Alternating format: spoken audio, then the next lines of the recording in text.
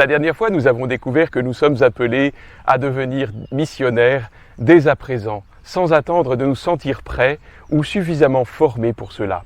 Le premier témoignage est celui de notre vie quotidienne. Il y a une forme de prédication qui nous revient à tous comme tâche quotidienne. Il s'agit de porter l'Évangile aux personnes avec lesquelles chacun a affaire, tant les plus proches que celles qui sont inconnues. C'est la prédication informelle que l'on peut réaliser dans une conversation, et c'est aussi celle que fait un missionnaire quand il visite une maison. Être disciple, c'est avoir la disposition permanente de porter l'amour de Jésus aux autres, et cela se fait spontanément, en tout lieu, dans la rue, sur la place, au travail, en chemin. Remarquez la pédagogie que nous propose le pape et qui comprend plusieurs étapes distinctes.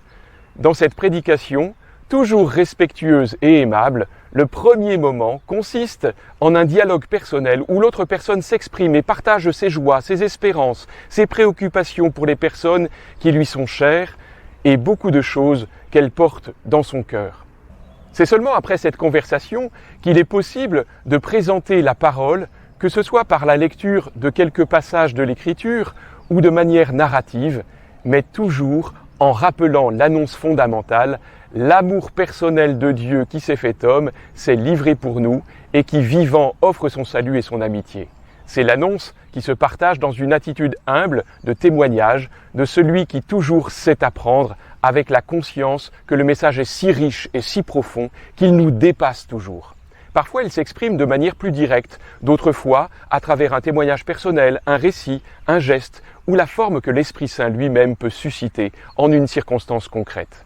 Il ne faut pas penser que l'annonce évangélique doive se transmettre toujours par des formules déterminées et figées ou avec des paroles précises qui expriment un contenu absolument invariable.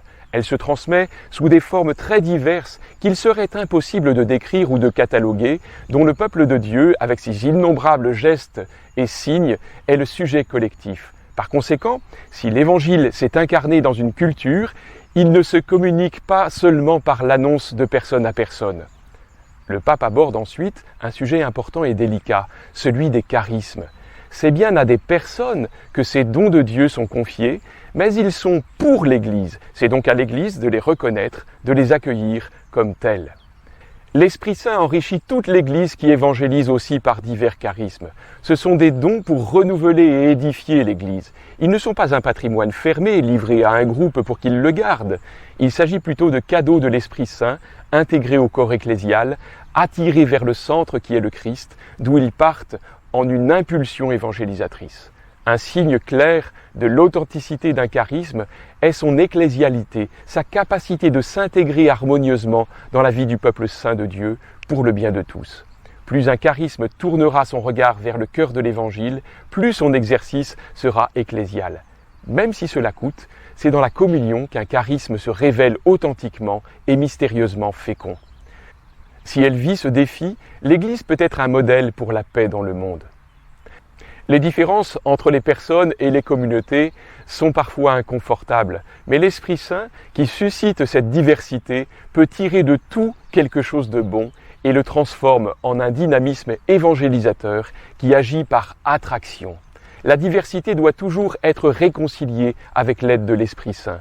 Lui seul peut susciter la diversité, la pluralité, la multiplicité et en même temps réaliser l'unité. En revanche, quand c'est nous qui prétendons être la diversité et que nous nous enfermons dans nos particularismes, dans nos exclusivismes, nous provoquons la division. D'autre part, quand c'est nous qui voulons construire l'unité avec nos plans humains, nous finissons par imposer l'uniformité, l'homologation.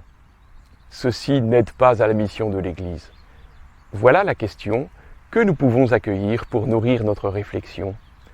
Quels sont les charismes que Dieu a déposés en moi pour que je les mette au service de l'Église ?